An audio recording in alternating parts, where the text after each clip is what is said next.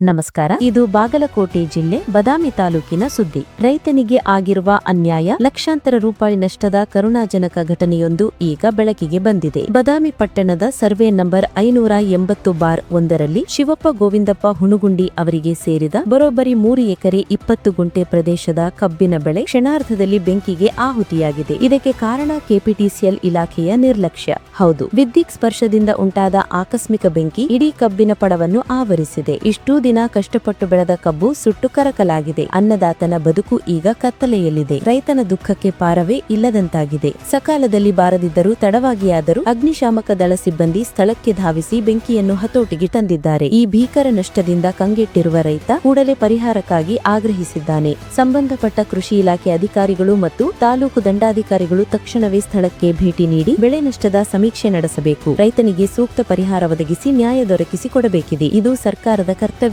ಕೂಡ ಆಗಿದೆ. ವಿದ್ಯುತ್ ಇಲಾಖೆಯ ಸಣ್ಣ ನಿರ್ಲಕ್ಷ್ಯ ರೈತನ ದೊಡ್ಡ ಬದುಕನ್ನೇ ಸುಟ್ಟು ಹಾಕಿದೆ. ಈ ಬಗ್ಗೆ ಸರ್ಕಾರ ಯಾವ ಕ್ರಮ ಕೈಗೊಳ್ಳಲಿದೆ ಕಾದು ನೋಡಬೇಕಿದೆ. Bureau report, Badami TV.